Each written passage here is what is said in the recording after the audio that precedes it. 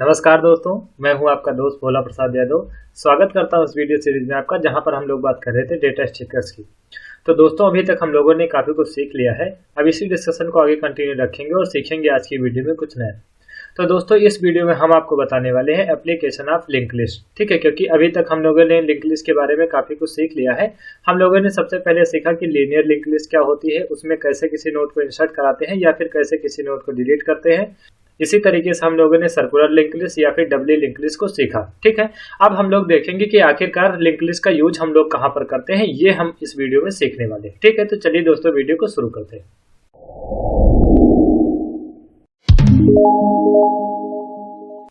तो देखिए दोस्तों, इस वीडियो में हम बात करने वाले हैं एप्लीकेशन ऑफ लिंक लिस्ट। ठीक है, यानी कि लिंक लिस्ट का आप यूज कहां पर करेंगे, क्योंकि आपने लिंक लिस्ट तो सीख लिया। अब आपको ये कैसे पता चले कि लिंक लिस्ट का यूज कहाँ करना है। ठीक है, क्योंकि लिंक लिस्ट तो आपने सारी की सारी सीख ली। अब यही ना पता हो लिंक लिस्ट का यूज कैसे करेंगे तो क्या फायदा हुआ उसका। ठीक है, तो इस वीडियो में हम लोग सीखेंगे कि लिंक लिस्ट का आखिरकार यूज क्या होता है। ठीक है, तो एक दो एप्लीकेशन हम लोग यहाँ पर देखने वाले हैं। ठीक है, तो यहाँ पर देखिए, पहला एप्लीकेशन मैंने यहाँ पर इसका लिखा है polynomial representation using link list. ठीक है, तो पहला यूज होता है लिंक लिस्ट का कि इसके थ्रू आप किसी पॉलिनोमियल इक्वेशन को रिप्रेजेंट कर सकते हैं। ठीक है, जैसे कि यहाँ पर हमने पॉलिनोमियल इक्वेशन लिखा है।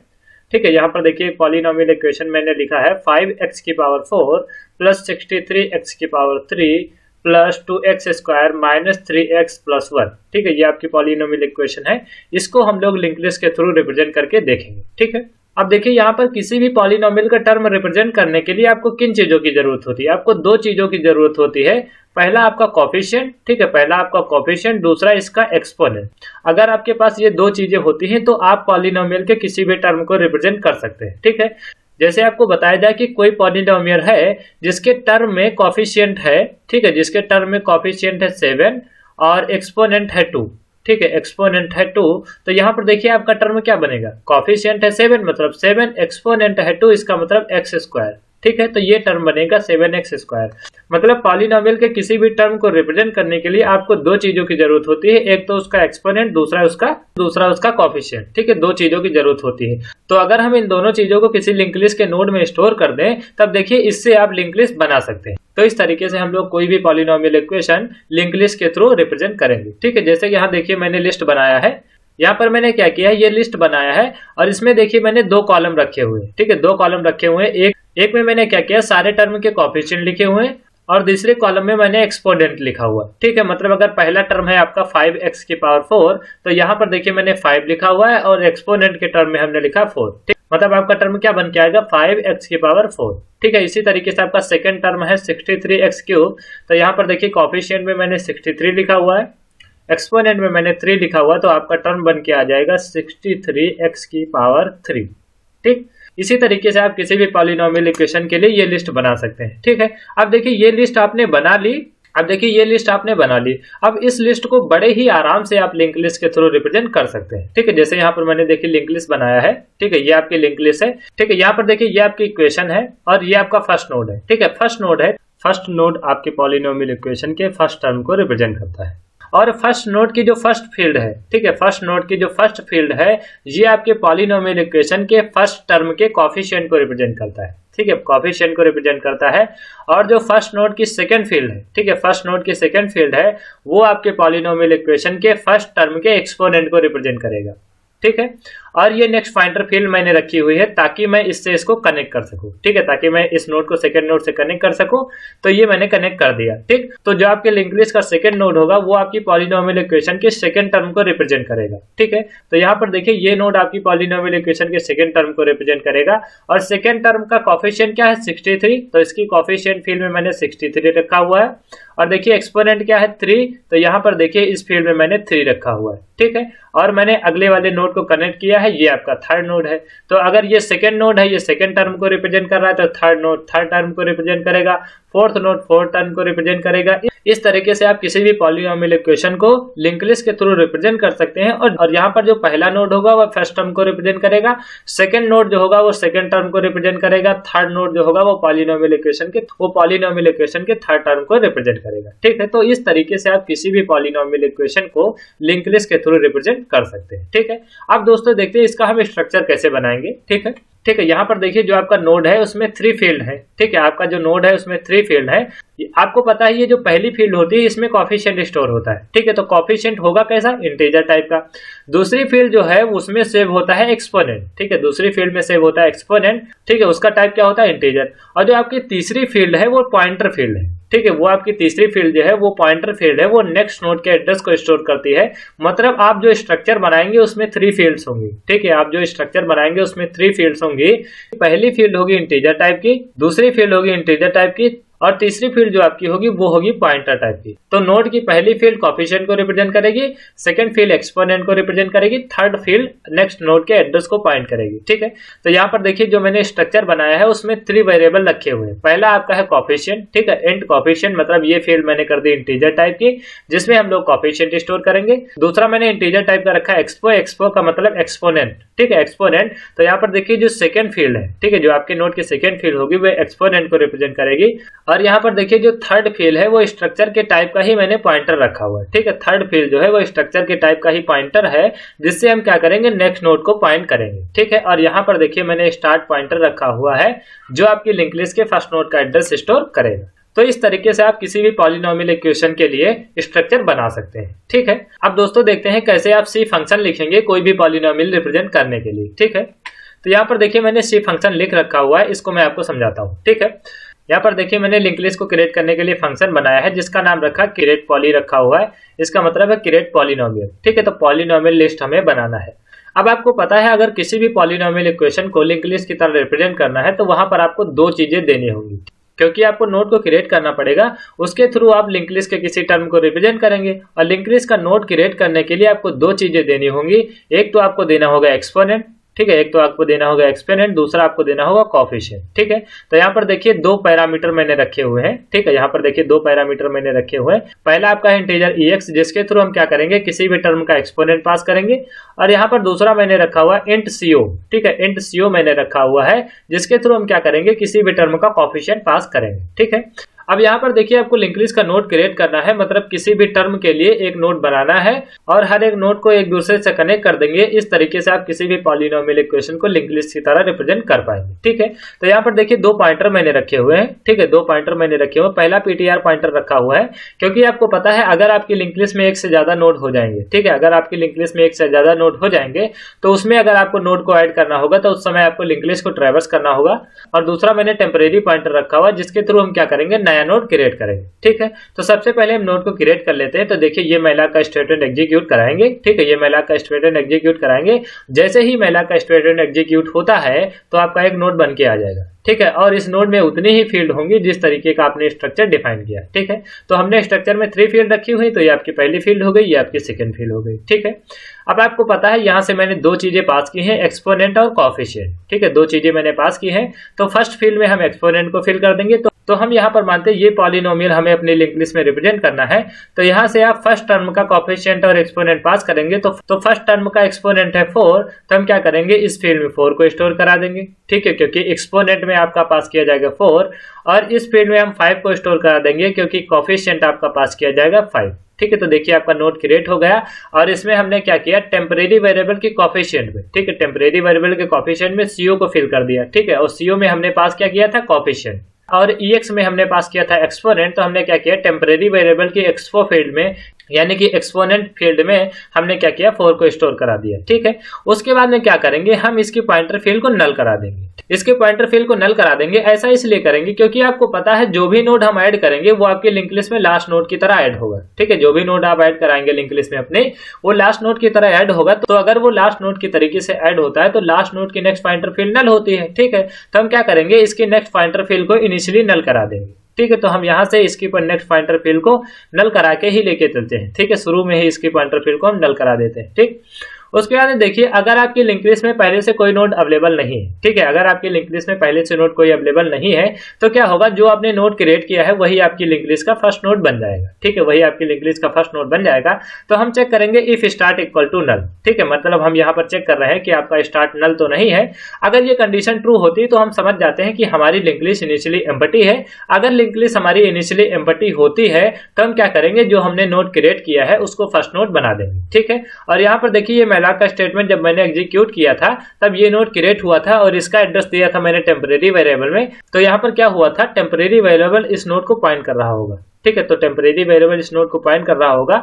अब देखिए स्टार्ट इक्वल टू नल, यहाँ पर ये कंडीशन ट्रू हो जाती है क्योंकि आपके लिंक लिस्ट में पहले से कोई नोड अवेलेबल नहीं है। ठीक है, तो हम क्या करेंगे, स्टार्ट इक्वल टू टेम्प, ठीक है, ये स्टेटमेंट लिखेंगे। इसका मतलब ये हुआ कि आपने जो नया नोड क्रिएट किया है उसका एड्रेस आप दे दिए स्टार्ट को, क्योंकि आपके लिंक लिस्ट इनिशियली एम्प्टी है। मतलब ये नोड जो आपने बनाया है ये आपके लिंक लिस्ट का फर्स्ट नोड बनेगा, और अगर ये लिंक लिस्ट का फर्स्ट नोड बनेगा तो इसका एड्रेस होना चाहिए स्टार्ट पॉइंटर के पास। तो हम क्या करेंगे, स्टार्ट को वैल्यू दे देंगे टेम्प की, मतलब स्टेटमेंट लिखेंगे स्टार्ट इक्वल टू टेम्प। तो जो आपका स्टार्ट होगा वह इस नोड को पॉइंट करने लगेगा। ठीक है, तो देखिए आपका स्टार्ट इस नोड को पॉइंट करने लगा। ओके, अब आपने क्या किया, फर्स्ट नोड को सक्सेसफुली क्रिएट कर लिया। ठीक है, अब एल्स की स्टेटमेंट तो चलेगी नहीं, अगर इफ चलता है तो एल्स नहीं चलता है, यहीं से आपका फंक्शन एंड हो जाएगा। ठीक है, अब देखिए अगर आपको दूसरा टर्म इस लिंक लिस्ट में ऐड करना है तो आपको इस फंक्शन को दोबारा से कॉल करना पड़ेगा। दोबारा से इस फंक्शन को कॉल करेंगे और फिर से लिंक लिस्ट के किसी टर्म का कोएफिशिएंट और एक्सपोनेंट पास करेंगे। ठीक है, तो यहाँ पर हमने माना इस फंक्शन को हमने दोबारा से कॉल किया। ठीक है, और इस बार हमने कोएफिशिएंट में पास किया 63 और एक्सपोनेंट में पास किया 3। ठीक है, तो आपका जो नोड क्रिएट होगा उसकी एक्सपोनेंट फील्ड में आ जाएगा 3 और कोएफिशिएंट फील्ड में आ जाएगा 63। ठीक है, तो हम मानते हैं हमारा नोड क्रिएट हो गया। तो हम क्या करेंगे, इसकी कोएफिशिएंट फील्ड में 63 रख देंगे। तो यहाँ पर हमने 63 को फिल कर दिया और इसकी एक्सपोनेंट फील्ड में हम रख देंगे 3। और यहाँ पर देखिए मैंने थोड़ा सा उल्टा लिख दिया, यहाँ पर आपका होना चाहिए कोएफिशिएंट, मतलब यहाँ पर आपका 5 होना चाहिए और यहाँ पर आपका होना चाहिए एक्सपोनेंट। ठीक है, तो यहाँ पर 4 होना चाहिए, क्योंकि हमने जो स्ट्रक्चर डिफाइन किया उसमें पहली फील्ड रखी है कोएफिशिएंट के लिए, दूसरी फील्ड हमने एक्सपोनेंट के लिए रखी है। तो यहाँ पर आपका 5 होना चाहिए, यहाँ का आपका 4 होना चाहिए, क्योंकि 5 आपका कोएफिशिएंट है, 4 आपका एक्सपोनेंट है। ठीक है, और यहाँ पर देखिए मैंने 63 रखा है कोएफिशिएंट फील्ड में और 3 रखा हुआ है एक्सपोनेंट फील्ड में। ठीक है, तो आपका नोड क्रिएट हो गया। अब क्योंकि इसका एड्रेस हमने टेम्प को दिया है तो टेम्परेरी पॉइंटर इस नोड को पॉइंट करना छोड़ देगा। अब टेम्परेरी पॉइंटर इस नोड को पॉइंट करने लगेगा। ठीक है, टेम्परेरी पॉइंटर आपका इस नोड को पॉइंट करना छोड़ देगा और अब इस नोड को पॉइंट करने लगेगा। ठीक है, और हमने क्या किया है, कोएफिशिएंट फील्ड में कोएफिशिएंट को फिल करा दिया है, एक्सपोनेंट फील्ड में एक्सपोनेंट को फिल करा दिया है, और हम क्या करेंगे, इसकी नेक्स्ट फील्ड को नल करा देंगे। ठीक है, तो हम इसके नेक्स्ट फील्ड को नल करा देते हैं। ओके, अब हम फिर से चेक करते हैं if start equal to null, क्या आपकी लिंक लिस्ट इनिशियली एम्प्टी तो नहीं है। तब ये if start equal to null की कंडीशन ट्रू नहीं होगी, क्योंकि आपकी लिंक लिस्ट इनिशियली एम्प्टी नहीं है, आपके लिंक लिस्ट में पहले से सिंगल नोड अवेलेबल है। ठीक है, तो अब एल्स की कंडीशन चलेगी। अब अगर एल्स की कंडीशन चलती है तो आपको ये पता चलता है कि अगर एल्स की कंडीशन चली है तो इसका मतलब ये हुआ आपकी लिंक लिस्ट में एटलीस्ट सिंगल नोड अवेलेबल है, और सिंगल नोड से ज्यादा भी हो सकते हैं। ठीक है, एटलीस्ट सिंगल नोड अवेलेबल होगा, अब एक से ज्यादा भी हो सकते हैं लेकिन कम से कम एक नोड अवेलेबल होगा। ठीक है, अब अगर आपकी लिंक लिस्ट में एक से ज्यादा नोड है तब आपको लिंक लिस्ट को ट्रैवर्स करना होगा, और लिंक लिस्ट को ट्रैवर्स करके ये पता करना होगा कि लास्ट नोड कौन सा है। अगर आपको लास्ट नोड मिल जाता है तो उसकी पॉइंटर फील्ड में हम अपने नोड का एड्रेस दे देते हैं। ठीक है, तो यहाँ पर देखिए एल्स के केस के अंदर मैंने पहला स्टेटमेंट लिखा है ptr इक्वल टू स्टार्ट। ठीक है, मतलब हम अपना ptr फर्स्ट नोड पर सेट कर देंगे, क्योंकि हमें लिंक लिस्ट को ट्रैवर्स करने के लिए ptr पॉइंटर को फर्स्ट नोड पर सेट करना होता है। ठीक है, तो जैसे ही हमने किया ptr इक्वल टू स्टार्ट, आपका जो ptr है वो फर्स्ट नोड पर सेट हो जाएगा। ठीक है, तो आपका ये ptr पॉइंटर फर्स्ट नोड पर सेट हो गया। ओके, ये फर्स्ट नोड को पॉइंट करने लगा। अब हम क्या करेंगे, पता करेंगे क्या ये नोड लास्ट नोड है। अगर ये लास्ट नोड होता है तो इसकी नेक्स्ट पॉइंटर फील्ड में हम इस नोड का एड्रेस दे देंगे, तो इस नोड की पॉइंटर फील्ड में इस नोड का एड्रेस दे देंगे। अगर नहीं होता है तो हम अपना ptr पॉइंटर नेक्स्ट नोड पर लेकर जाएंगे और उसमें हम लोग देखेंगे क्या वो नोड लास्ट नोड है। इसी तरीके से जो नोड हमें लास्ट नोड मिलेगा उसकी पॉइंटर फील्ड में हम अपने नोड का एड्रेस दे देंगे। ठीक है, यहाँ पर देखिए मैंने कंडीशन लिखी है while ptr next not equal to null. इसका मतलब क्या हुआ, जब तक आपके ptr की नेक्स्ट पॉइंटर फील्ड, ठीक है, आपके ptr की नेक्स्ट पॉइंटर फील्ड नल नहीं हो जाती, मतलब आपका ptr जिस नोड पर है उस नोड की पॉइंटर फील्ड जब तक नल नहीं हो जाती है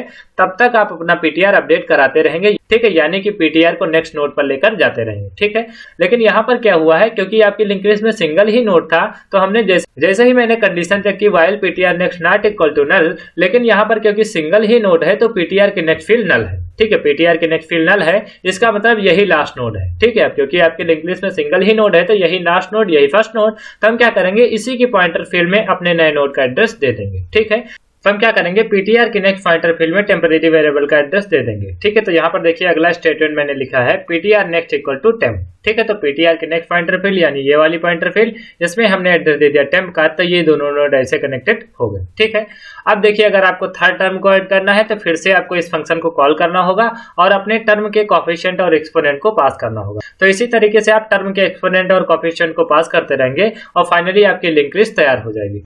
और देखिए इसको मैंने पिक्टोरियली भी दिखाया है, ये आपकी पॉलिनोमियल इक्वेशन है और जब आप इसको लिंक लिस्ट के टर्म में रिप्रेजेंट करेंगे, ठीक है, तो इस पॉलिनोमियल इक्वेशन को आप लिंक लिस्ट के टर्म में ऐसे रिप्रेजेंट कर सकते हैं। ठीक है, तो आशा है दोस्तों आपको समझ में आया होगा कि कैसे किसी पॉलिनोमियल इक्वेशन को आप लिंक लिस्ट के टर्म में रिप्रेजेंट कर सकते हैं। ठीक है, लेकिन दोस्तों इस फंक्शन में एक दिक्कत है। दिक्कत यहाँ पर क्या है, आप यहाँ पर पॉलिनोमियल के टर्म जिस ऑर्डर में देते हैं, ठीक है, पॉलिनोमियल के टर्म जिस ऑर्डर में देंगे आपके जो लिंक लिस्ट के नोड होंगे ना वो उसी ऑर्डर में अरेंज होंगे। ठीक है, यहाँ पर देखिए जो मैंने लिंक लिस्ट क्रिएट की, ठीक है, यहाँ पर ये जो मैंने लिंक लिस्ट क्रिएट की, तो यहाँ पर देखिए सबसे पहला टर्म मैंने दिया 5x की पावर 4। ठीक है, मतलब एक्सपोनेंट में हमने 4 पास किया और कोएफिशिएंट में हमने 5 पास किया।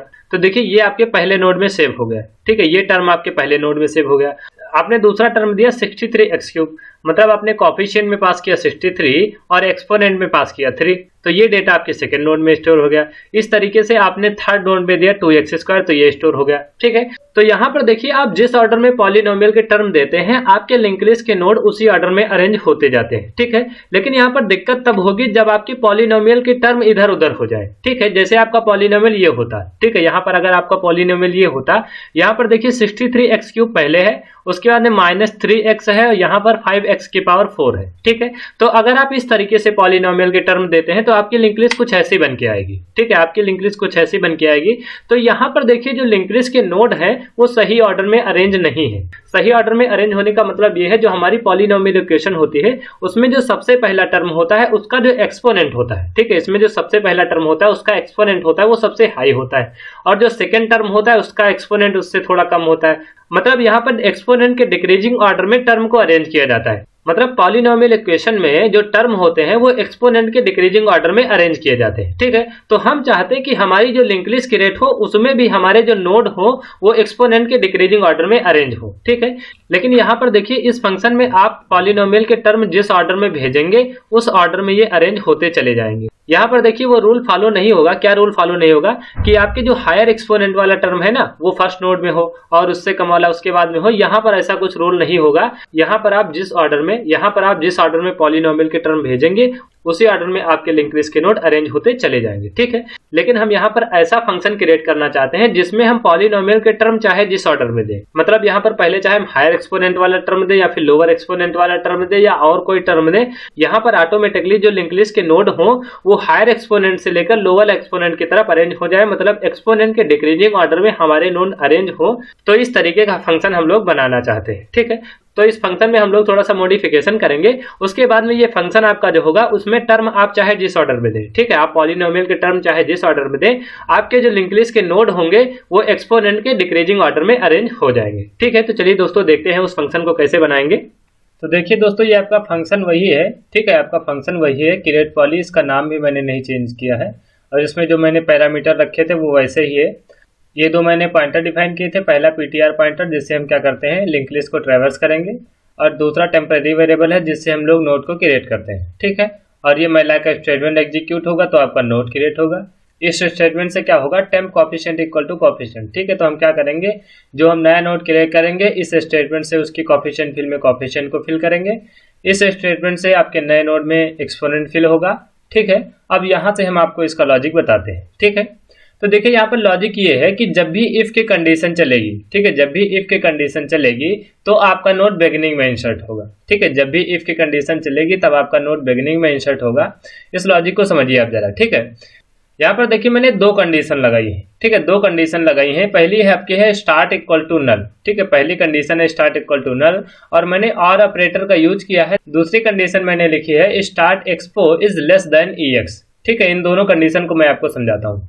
जैसे यहाँ पर आपका नोड जो होगा वो बिगिनिंग में तब ऐड होगा जब स्टार्ट इक्वल टू नल होगा, क्योंकि यहाँ पर और ऑपरेटर का यूज किया है। तो इन दोनों कंडीशन में से कोई भी कंडीशन ट्रू होती है, ठीक है, चाहे ये वाली कंडीशन ट्रू हो चाहे ये वाली कंडीशन ट्रू हो, ये इफ का ब्लॉक एग्जीक्यूट हो जाएगा। ठीक है, तो पहली तो कंडीशन ये स्टार्ट इक्वल टू नल होगा तब आपके नोड बिगिनिंग में इंसर्ट होगा। ठीक है, तो देखिए हम यहाँ पर क्या करते हैं, एक नोड क्रिएट कर लेते हैं। ठीक है, हमने एक नोड क्रिएट कर लिया।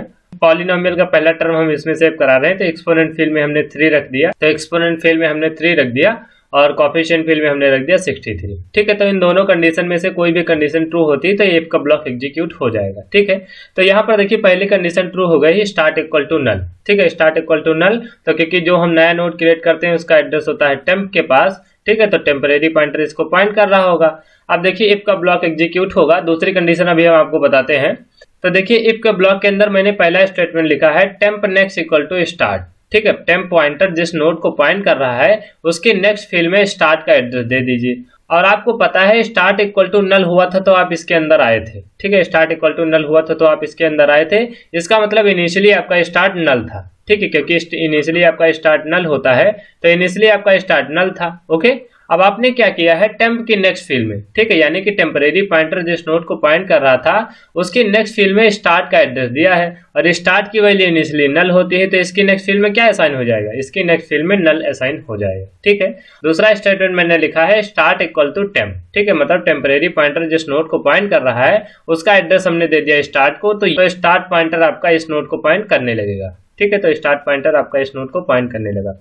अब आपने ये नोड इंसर्ट कर दिया। ठीक है, अब यहां से आप एक लॉजिक समझिए।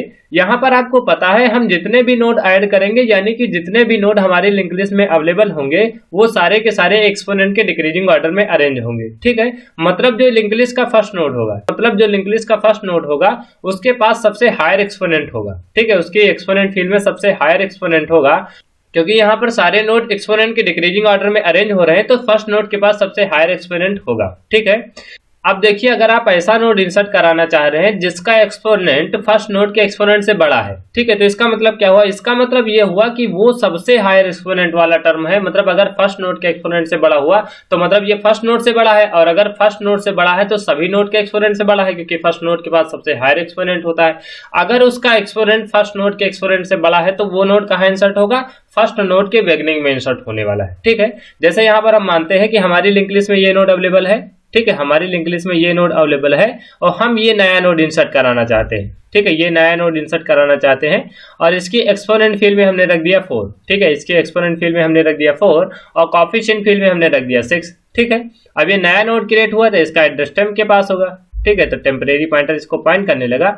अब देखिए जब इस नोड के एक्सपोनेंट को इस नोड के एक्सपोनेंट से आप कंपेयर करेंगे तो देखिए इस नोड का एक्सपोनेंट इससे बड़ा हो गया। ठीक है, इस नोड का एक्सपोनेंट इससे बड़ा हो गया, मतलब हम जो नया नोड इंसर्ट कराना चाह रहे हैं उसका एक्सपोनेंट बड़ा है। तो देखिए अगर फर्स्ट नोड के एक्सपोनेंट से बड़ा है तो इसका मतलब जितने भी नोड होंगे उन सबसे बड़ा होगा, मतलब जितने भी नोड होंगे उन सबके एक्सपोनेंट से बड़ा होगा। तो क्योंकि सबसे हायर एक्सपोनेंट वाला टर्म यहाँ पर फर्स्ट नोड की तरह ऐड होता है। ठीक है, तो हमें इस नोड को फर्स्ट नोड बनाना पड़ेगा। ठीक है, अगर हम इस नोड को फर्स्ट नोड बनाएंगे, ठीक है, तो हम अगर इस नोड को फर्स्ट नोड बनाना चाहते हैं तो आपकी लिंक लिस्ट में जो पहले से फर्स्ट नोड था वो सेकंड नोड बन जाएगा। ठीक है, वो सेकंड नोड बन जाएगा। तो यहाँ पर देखिए और ऑपरेटर का यूज करके मैंने दूसरी कंडीशन यही लिखी है, स्टार्ट एक्सपो, मतलब फर्स्ट नोड की एक्सपोनेंट फील्ड में जो एक्सपोनेंट है स्टार्ट एक्सपो, इसका मतलब फर्स्ट नोड का जो एक्सपोनेंट है अगर वो छोटा हो जाता है लेस देन ईएक्स। ईएक्स क्या है, जो हम नोड इंसर्ट करा रहे हैं उसका एक्सपोनेंट है। ठीक है, तो अगर हम जो नया नोड इंसर्ट करा रहे हैं उसका एक्सपोनेंट फर्स्ट नोड के एक्सपोनेंट से बड़ा हो जाता है, तो हम जो नया नोड इंसर्ट कराने जा रहे हैं वो बिगिनिंग में ऐड होगा। ठीक है, तो इसीलिए मैंने और ऑपरेटर का यूज करके यहाँ पर दो कंडीशन लगाई है। पहला स्टार्ट इक्वल टू नल, जब आपका स्टार्ट नल होगा तब आपका नोड बिगिनिंग में ऐड होगा। दूसरा, जब आपके फर्स्ट नोड का एक्सपोनेंट छोटा हो जाता है जो हम नोड इंसर्ट कराने चाह रहे हैं उससे, तब नोड आपका बिगिनिंग में ऐड होगा। ठीक है, तो जब भी ये इफ का ब्लॉक एग्जीक्यूट होगा आपका नोड बिगिनिंग में ऐड होने वाला। ठीक है, तो देखिए यहाँ पर अगर हम ये नोड ऐड कराना चाहते हैं तो हमें ये नोड फर्स्ट नोड बनाना होगा। अगर ये नोड फर्स्ट नोड बनेगा तो ये नोड सेकंड नोड बनेगा। अब आपको पता है अगर ये नोड फर्स्ट नोड बनेगा, ठीक है, अगर ये नोड फर्स्ट नोड बनेगा तो इसकी नेक्स्ट पॉइंटर फील्ड में किसका एड्रेस होना चाहिए, सेकंड नोड का। अब क्योंकि सेकंड नोड ये बनने जा रहा है जो फर्स्ट नोड पहले से था, तो इसकी पॉइंटर फील्ड में हमें इस नोड का एड्रेस देना पड़ेगा। और इस नोड का एड्रेस इस समय किसके पास है, इस नोड का एड्रेस है स्टार्ट के पास। तो देखिए इफ के ब्लॉक के अंदर मैंने पहला स्टेटमेंट क्या लिखा है, temp next equal to start. Temp next मतलब जो हम नोड इंसर्ट कराने जा रहे हैं उसका नेक्स्ट। ठीक है, तो टेम्प नेक्स्ट मतलब ये हम नोड इंसर्ट कराने जा रहे हैं इसका नेक्स्ट। इसके नेक्स्ट फील्ड में हमने दिया है स्टार्ट का एड्रेस। तो देखिए स्टार्ट इस समय इस नोड को पॉइंट कर रहा था, तो इसकी नेक्स्ट पॉइंटर फील्ड में इस नोड का एड्रेस आ गया। ठीक है, तो ये इसको ऐसे पॉइंट करने लगा। अब आपको पता है अगर ये नोड फर्स्ट नोड बन गया है, ठीक है, ये नोड फर्स्ट नोड बन गया है तो स्टार्ट पॉइंटर इसको पॉइंट करना चाहिए क्योंकि फर्स्ट नोड अब ये बन गया है। तो स्टार्ट को हमें यहाँ से हटाना होगा, अब इस नोड पर सेट करना होगा। और इस नोड का एड्रेस आप स्टार्ट को देंगे कैसे, क्योंकि इस नोड का एड्रेस अभी है टेम्परेरी पॉइंटर के पास। तो हम क्या करेंगे, अगला स्टेटमेंट हमने लिखा है स्टार्ट इक्वल टू टेम्प, मतलब टेम्प के पास जो एड्रेस है वो स्टार्ट को दे दिया जाए। तो क्या होगा, टेम्प के पास जो एड्रेस है वो स्टार्ट को दे दिया जाएगा और अब आपका स्टार्ट इस नोड को पॉइंट करने लगेगा। ठीक है, तो देखिए आपका स्टार्ट इस नोड को पॉइंट करने लगा। ओके, तो इस तरीके से जब भी इफ का ब्लॉक एग्जीक्यूट होगा तो आपका नोड बिगिनिंग में ऐड होने वाला है। ठीक है, अब इसको थोड़ा सा इरेज करते हैं। आशा है आपको ये लॉजिक क्लियर हुआ होगा।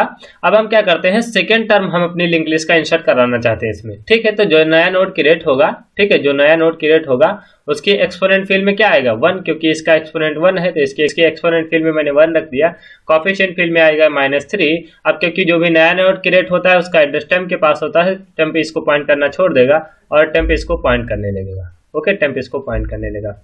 अब देखिए हम इसको इंसर्ट कराना चाहते हैं, तो देखिए इफ की स्टेटमेंट मैंने चेक की, if start equal to null, तो आपकी लिंक लिस्ट में सिंगल नोड अवेलेबल है तो स्टार्ट इक्वल टू नल नहीं, मतलब पहली कंडीशन फेल हो गई। अब क्योंकि और ऑपरेटर का यूज हुआ है तो हम सेकंड कंडीशन भी चेक करेंगे। दूसरा हमने चेक किया फर्स्ट नोड का एक्सपोनेंट, ठीक है, यानी कि स्टार्ट का एक्सपोनेंट क्या छोटा है हम जो नया नोड इंसर्ट कराने चाह रहे हैं उसके एक्सपोनेंट से। तो देखिए यहाँ पर जो इसका एक्सपोनेंट है 3 है और इसका एक्सपोनेंट 1 है, मतलब जो हम नया नोड इंसर्ट कराने चाह रहे हैं उसका एक्सपोनेंट बड़ा नहीं है। ठीक है, ठीक है, तो देखिए ये दोनों कंडीशन फेल हो गई।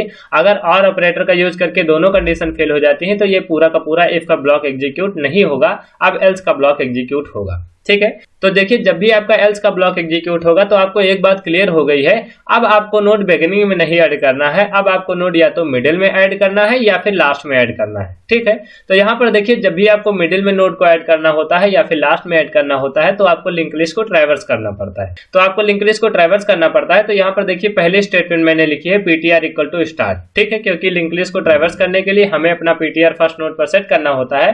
तो यहाँ पर देखिए पहला स्टेटमेंट मैंने लिखा है ptr इक्वल टू स्टार्ट, यानी कि जो आपका ptr पॉइंटर है वो फर्स्ट नोड पर सेट हो जाएगा। ठीक है, तो आपका ptr पॉइंटर फर्स्ट नोड पर सेट हो गया। ठीक, अब देखिए मैं यहाँ पर मैंने जो वाइल की कंडीशन लगाई है, ठीक है, यहाँ पर जो मैंने वाइल की कंडीशन लगाई है वो ptr को अपडेट करने के लिए लगाई है। ठीक है, इस लॉजिक को आप समझिए जरा। ठीक है, इस लॉजिक को आप समझिए जरा। यहाँ पर मैंने ये जो कंडीशन लगाई है वाइल के अंदर, ये ptr को अपडेट कराने के लिए लगाई है। तो इस समय हम मानते हैं हमारी लिंक लिस्ट में 2 नोड अवेलेबल हैं, इस लिंक लिस्ट के बारे में हम बता रहे हैं। ठीक है, यहाँ पर हम मान लेते हैं कि हमारी लिंक लिस्ट में 2 नोड अवेलेबल हैं। तो यहाँ पर देखिए आपका ptr अपडेट कब होगा। ठीक है, आपका ptr अपडेट कब होगा, मतलब आपका ptr इस नोड से इस नोड पर कब जाएगा। और ठीक है, और हम नया नोड जो इंसर्ट कराना चाहते हैं वो उसके एक्सपोनेंट फील्ड में डेटा है 1 और कोएफिशिएंट फील्ड में डेटा है मान लेते हैं -2। ठीक है, ये हम नया नोड इंसर्ट कराना चाह रहे हैं और हमारी लिंक लिस्ट में पहले से 2 नोड अवेलेबल है। ठीक है, तो हमने क्या किया, ptr को फर्स्ट नोड पर इनिशियलाइज कर दिया। अब देखिए हम यहाँ पर चेक करेंगे कि आपका ptr इस नोड से इस नोड पर कब जाएगा। इसको आप ऐसे भी समझ सकते हैं कि हमारा नोड इस मिडिल में इंसर्ट नहीं होगा। ठीक है, इसको 2 तरीके से आप समझ सकते हैं, या तो आप ऐसे कहिए कि ptr अपडेट होकर यहाँ पर कब जाएगा, या फिर इस मिडिल में नोड नहीं इंसर्ट होगा। इन दोनों बातों को आप ऐसे समझ सकते हैं। ठीक है, तो देखिए आपका ptr इस नोड से इस नोड पर कब जाएगा। पहली तो कंडीशन ये होनी चाहिए कि आपके इस नोड के बाद में ये नोड होना चाहिए, मतलब कि ये पॉइंटर फील्ड, ठीक है, जहां पर आपका ptr है उसकी नेक्स्ट पॉइंटर फील्ड नल नहीं होनी चाहिए। पहली कंडीशन ये है ptr को अपडेट होने के लिए।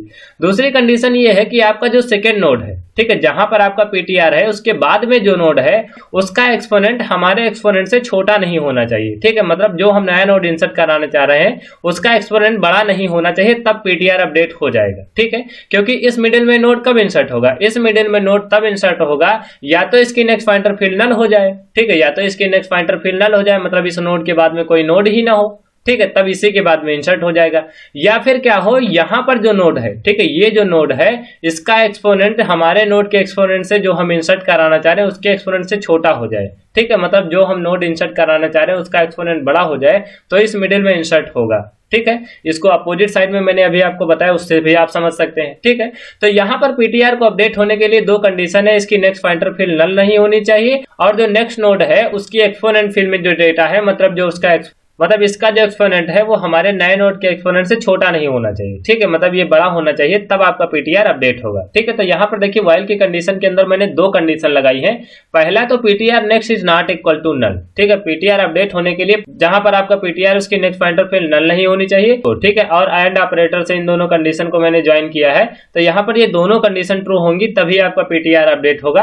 दूसरा है पीटीआर नेक्स्ट, यानी कि जहां पर आपका पीटीआर है उसके बाद में जो नोड है उसका एक्सपोनेंट, ठीक है, उसका एक्सपोनेंट बड़ा होगा EX से, ठीक है, उसका एक्सपोनेंट बड़ा होगा, मतलब इस नोड का एक्सपोनेंट अगर बड़ा होता है हमारे नए नोड के एक्सपोनेंट से, तब आपका जो नया नोड होगा वो इस मिडिल में इंसर्ट नहीं होगा। अब अगर इस मिडिल में इंसर्ट नहीं होगा तो हम यहां पर अपना पीटीआर लेकर आएंगे और इसके बाद में हम चेक करेंगे क्या हमारा नोड इंसर्ट होगा कि नहीं होगा, ठीक है। तो यहां पर देखिए जब भी ये व्हाइल की दोनों कंडीशन ट्रू होती है, ठीक है, व्हाइल के अंदर मैंने दो कंडीशन लगाई है, दोनों को एंड ऑपरेटर से ऐड किया है, तो जब ये दोनों कंडीशन ट्रू होंगी तब आपका पीटीआर अपडेट होगा।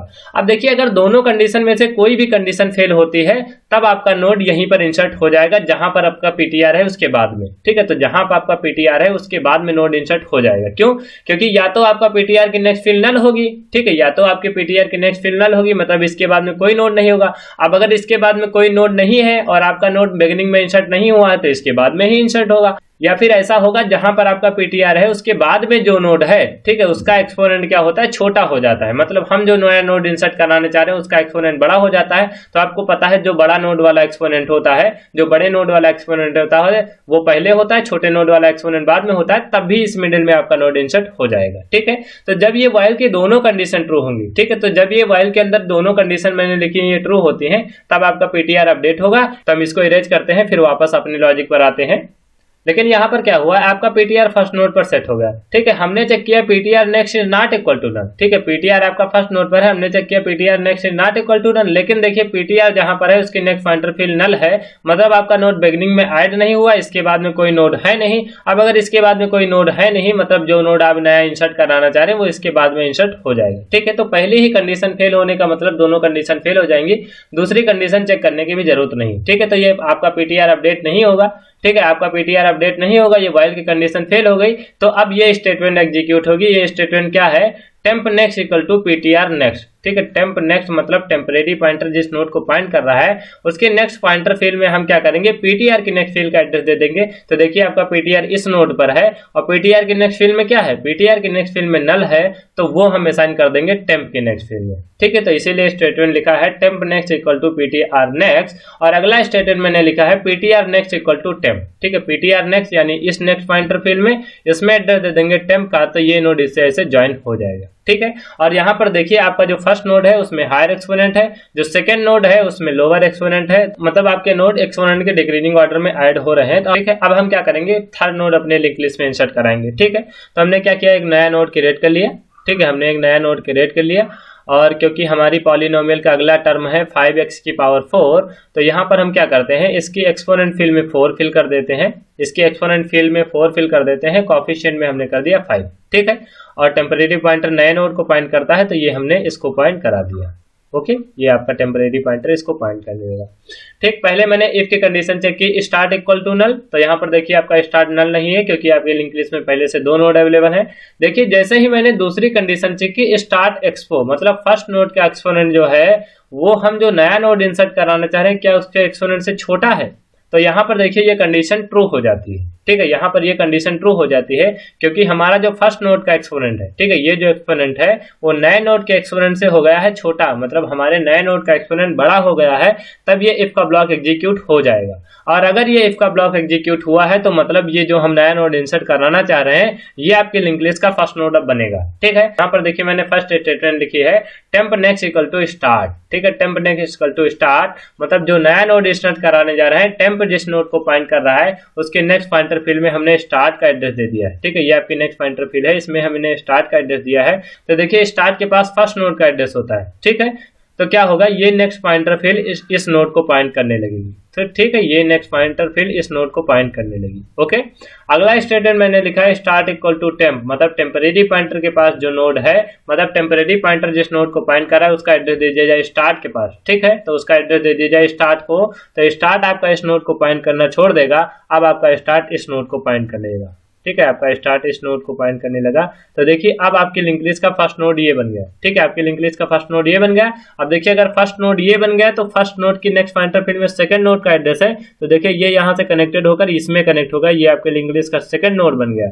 और सेकंड नोड की नेक्स्ट पॉइंटर फील्ड में थर्ड नोड का एड्रेस है, तो ये आपके लिंक लिस्ट का थर्ड नोड बन गया। और देखिए ये आपका लास्ट नोड है, तो लास्ट नोड की नेक्स्ट पॉइंटर फील्ड नल हो गई। ठीक है, इसको थोड़ा हम सीक्वेंशियली अरेंज कर देते हैं।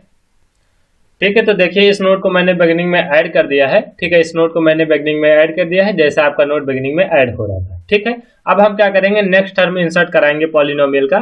तो जो अगला नोड क्रिएट होगा उसकी एक्सपोनेंट फील्ड में आएगा 2। ठीक है, उसकी एक्सपोनेंट फील्ड में आएगा 2। ठीक है, और कोएफिशिएंट फील्ड में भी 2 आएगा, क्योंकि आपका टर्म है 2x²। ठीक है, तो देखिए ये आपका नया नोड क्रिएट हुआ। अब इसका एड्रेस होगा टेम्प के पास, तो टेम्प इस नोड को पॉइंट करना छोड़ देगा। अब टेम्प आपका इस नोड को पॉइंट करने लगेगा। ओके, टेम्प आपका इस नोड को पॉइंट करने लगा। फिर मैंने इफ की कंडीशन चेक की, if start equal to null, तो आपका स्टार्ट नल नहीं है। ठीक है, आपका स्टार्ट नल नहीं है। अगली कंडीशन मैंने चेक की, फर्स्ट नोड का एक्सपोनेंट क्या छोटा है हम जो नया नोड इंसर्ट कराने दे रहे हैं उसके एक्सपोनेंट से। ठीक है, तो आपका जो नया नोड का एक्सपोनेंट है वो फर्स्ट नोड के एक्सपोनेंट से छोटा नहीं है। ठीक है, मतलब आपका नोड बिगिनिंग में ऐड नहीं होगा। ठीक है, अब एल्स का ब्लॉक एग्जीक्यूट होगा। जैसे ही एल्स का ब्लॉक एग्जीक्यूट होगा तो आपका पीटीआर फर्स्ट नोड पर सेट हो जाएगा के अंदर, क्योंकि एल्स के ब्लॉक के अंदर पहला स्टेटमेंट मैंने लिखा है पीटीआर इक्वल टू स्टार्ट, तो आपका पीटीआर फर्स्ट नोड पर सेट हो गया। ठीक है, आपका पीटीआर फर्स्ट नोड पर आ गया। अब देखिए अगर आपका पीटीआर फर्स्ट नोड पर आ गया तो हम देखेंगे क्या इस मिडिल में आपका नोड इंसर्ट होगा। ठीक है, तो हम देखेंगे इस मिडिल में आपका इंसर्ट नोड होगा। तो अगर इस मिडिल में आपका नोड इंसर्ट होगा तो आपका पीटीआर अपडेट नहीं होना चाहिए, मतलब इन दोनों कंडीशन में से कोई कंडीशन फेल होनी चाहिए। ठीक है, इन दोनों कंडीशन में से कोई कंडीशन फेल हो जाती है तो आपका नोड इस मिडिल में इंसर्ट हो जाएगा। ठीक है, तो मैंने पहली कंडीशन चेक की, PTR next is not equal to null. ठीक है, तो पहली कंडीशन हो गई ट्रू, क्योंकि नॉट इक्वल टू नल है, इस नोड के बाद में एक नोड अवेलेबल है। दूसरा मैंने चेक किया पीटीआर नेक्स्ट, मतलब जहां पर आपका पीटीआर है उसके बाद में जो नोड है उसका एक्सपोनेंट क्या बड़ा है हमारे एक्सपोनेंट से। तो देखिए यहाँ पर इस नोड का एक्सपोनेंट जो है वो हम जो नया नोड इंसर्ट कराने जा रहे हैं उसके एक्सपोनेंट से बड़ा होगा, तो क्या होगा आपका पीटीआर अपडेट हो जाएगा। ठीक है, तो आपका पीटीआर अपडेट हो जाएगा। तो क्या हो गया, PTR equal to PTR next. ठीक है, अब आपका पीटीआर यहां से यहां पर आ गया। ठीक है, आपका पीटीआर यहाँ पर आ गया, क्योंकि वाइल का लूप है तो यहाँ पर दोबारा हम इन्हीं कंडीशन को चेक करेंगे। PTR next is not equal to null, तो हाँ आपका पीटीआर जहां पर है उसकी नेक्स्ट पॉइंटर फिर नॉट इक्वल टू नल है। और दूसरी कंडीशन मैंने चेक की, पीटीआर नेक्स्ट मतलब जहां पर आपका पीटीआर है उसके नेक्स्ट नोड का जो एक्सपोनेंट है। ठीक है, पीटीआर नेक्स्ट एक्सपो, तो पीटीआर जहां पर है उसके बाद में जो नोड है उसका exponent is greater than EX, क्या बड़ा है हमारे नोड के एक्सपोनेंट से। लेकिन यहाँ पर देखिए हम जो नया नोड इंसर्ट कराना चाह रहे हैं उसका एक्सपोनेंट इस नोड के एक्सपोनेंट से बड़ा हो गया है, मतलब यहाँ पर ये एक्सपोनेंट इससे छोटा हो गया है, तब ये कंडीशन फेल हो जाएगी। ठीक है, क्योंकि यहाँ पर मैंने लिखा PTR next expo is greater than EX, लेकिन यहाँ पर क्या हुआ है PTR next expo is less than EX हो गया है। ठीक है, लेस देन ईएक्स हो गया है, तब ये कंडीशन फेल हो गई। अगर ये कंडीशन फेल हो गई तो आपका पीटीआर अपडेट नहीं होगा, मतलब अगर आपका पीटीआर अपडेट नहीं हुआ है तो इस मिडिल में आपका नोड इंसर्ट होगा। ठीक है, तो देखिए अगला स्टेटमेंट क्या लिखा है, temp next equal to PTR next, मतलब टेम्प जहां पर है मतलब जो आपका नया नोड है उसकी एक्सपोनेंट फील्ड में। ठीक है, मतलब जो आपका नया नोड है उसकी नेक्स्ट पॉइंटर फील्ड में हम एड्रेस देंगे पीटीआर की नेक्स्ट फील्ड का। तो पीटीआर की नेक्स्ट फील्ड में किसका एड्रेस है, इस नोड का। ठीक है, पीटीआर की नेक्स्ट फील्ड यानी ये पॉइंटर फील्ड, इसमें इस नोड का एड्रेस है, तो टेम्प की नेक्स्ट पॉइंटर फील्ड में इस नोड का एड्रेस आ जाएगा, ये इसको ऐसे पॉइंट करने लगेगा। ठीक है, ये इसको ऐसे पॉइंट करने लगा। उसके बाद अगला स्टेटमेंट मैंने लिखा है PTR next equal to temp. ठीक है, मतलब पीटीआर की नेक्स्ट फील्ड में ये जो नेक्स्ट पॉइंटर फील्ड है पीटीआर की, इसमें हम टेम्प का एड्रेस दे देंगे, तो देखिए ये पॉइंटर फील्ड इसको ऐसे पॉइंट करने लगेगी। ठीक, और ये कनेक्शन यहाँ से ब्रेक हो जाएगा। ठीक है, इसको हम इरेज कर दे रहे हैं, ये कनेक्शन आपका यहाँ से ब्रेक हो जाएगा, तो ये कनेक्शन यहाँ से हमने हटा दिया। अब देखिए आपके नोड बिल्कुल सही सीक्वेंस में अरेंज हो गए हैं। ठीक है, यहाँ पर देखिए ये आपकी लिंक लिस्ट का सेकंड नोड है। ठीक है, ये आपकी लिंक लिस्ट का सेकंड नोड है। सेकंड नोड की नेक्स्ट पॉइंटर फील्ड में जो नोड है उसका जो एक्सपोनेंट है वो सेकंड नोड से थोड़ा छोटा है। और देखिए जो आपका फोर्थ नोड है, ठीक है, फोर्थ नोड मतलब ये वाला नोड आपका फोर्थ नोड है, और फोर्थ नोड का एक्सपोनेंट थर्ड नोड के एक्सपोनेंट से छोटा है, मतलब आपके नोड बिल्कुल सही ऑर्डर में अरेंज हो रहे हैं। ठीक है, तो दोस्तों इस तरीके से आप किसी भी पॉलिनोमियल के टर्म चाहे जिस ऑर्डर में दे, अगर इस फंक्शन का यूज करके आप लिंक लिस्ट को क्रिएट करते हैं तो आपके जो लिंक लिस्ट के नोड होंगे वो एक्सपोनेंट के डिक्रीजिंग ऑर्डर में अरेंज होते चले जाएंगे। मतलब यहाँ पर आपको ये ध्यान देने की जरूरत नहीं है कि आप पॉलिनोमियल के टर्म किस ऑर्डर में देते हैं, आप चाहे जिस ऑर्डर में पॉलिनोमियल के टर्म दे, आपके लिंक लिस्ट के जो नोड होंगे वो एक्सपोनेंट के डिक्रीजिंग ऑर्डर में अरेंज होते चले जाएंगे। ठीक है, तो आप जब लिंक लिस्ट के नोड को प्रिंट कराएंगे, मतलब उसका डेटा जो प्रिंट कराएंगे, तो आपका जो पॉलिनोमियल होगा वो एक्सपोनेंट के डिक्रीजिंग ऑर्डर में प्रिंट होकर मिलेगा आपको। तो आशा है दोस्तों ये लॉजिक आपको क्लियर हुआ होगा। अब दोस्तों क्या करते हैं, जल्दी से चलते हैं कोड ब्लॉक्स और वहां पर ये सारी चीजें हम आपको रन करा के दिखा देते हैं ताकि ये सारा लॉजिक आपको बहुत अच्छे से क्लियर हो जाए। तो दोस्तों हम लोग कोड ब्लॉक्स पर आ गए हैं। अब यहाँ पर हम आपको सारा कोड एक बार समझा देते हैं, फिर आपको हम ये कोड सारा रन करा के दिखा देंगे। देखिए ये आपका स्ट्रक्चर है, ठीक है, ये आपका स्ट्रक्चर है। यहाँ पर देखिए मैंने 2 फील्ड रखी हुई इंटीजर टाइप की और 1 फील्ड पॉइंटर टाइप की रखी है, ठीक है। और देखिए यहाँ पर मैंने 3 फंक्शन डिफाइन किए हैं। पहला फंक्शन है आपका क्रिएट पॉली इन सीक्वेंस, ठीक है, क्रिएट पॉली इन सीक्वेंस। इसमें क्या होगा, इसमें पॉलिनोमियल के टर्म आप चाहे जिस ऑर्डर में दे, चाहे एक्सपोनेंट के डिक्रीजिंग ऑर्डर में दे या इंक्रीजिंग ऑर्डर में दे या रैंडमली किसी ऑर्डर में दे, आपके लिंक लिस्ट के जो नोड होंगे वो सही ऑर्डर में अरेंज हो जाएंगे, ठीक है। और ये जो आपका है दूसरा function create polynomial without sequence, ठीक है, क्रिएट पॉलिनोमियल विदाउट सीक्वेंस में आप अपनी पॉलिनोमियल के टर्म जिस ऑर्डर में देंगे उसी ऑर्डर में ये नोड इसके अरेंज होते चले जाएंगे, ठीक है। तीसरा आपका ट्रैवर्स का है, जिससे हम लोग अपनी लिंक लिस्ट को देखेंगे। और देखिए यहाँ पर मैंने मेन फंक्शन को डिफाइन किया है, इतने सारे वेरिएबल रखे हैं, जहाँ पर आई मैंने लूपिंग के लिए रखा है, EX एक्सपोनेंट के लिए, CO कोफिशिएंट के लिए, N रखा है नंबर ऑफ टर्म के लिए, और CH आपको चॉइस यहाँ पर मिलेगी इसलिए रखा है, ठीक है। तो जब आपका प्रोग्राम रन होगा तो इतनी सारी चॉइसेस आपको प्रिंट होकर मिलेंगी।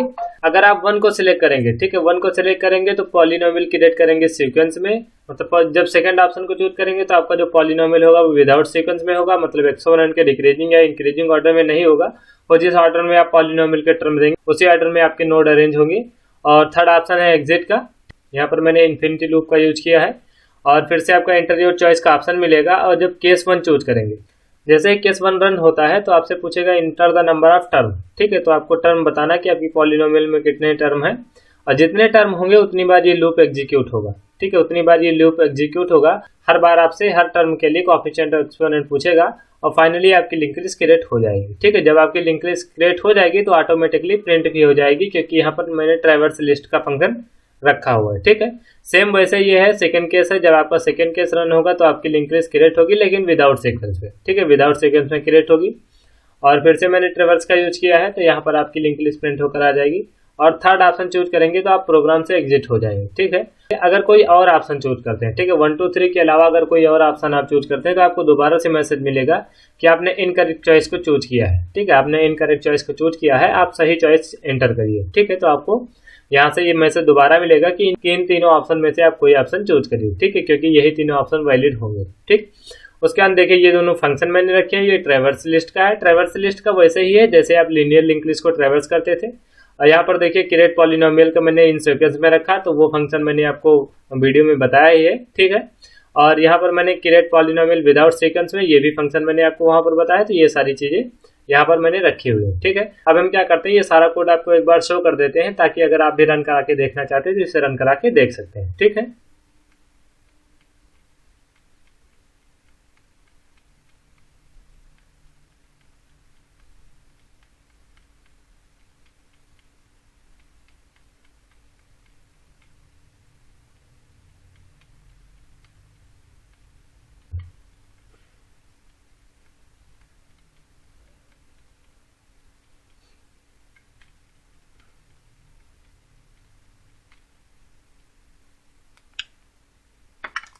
तो दोस्तों ये सारा कोड मैंने आपको शो करके दिखा दिया है।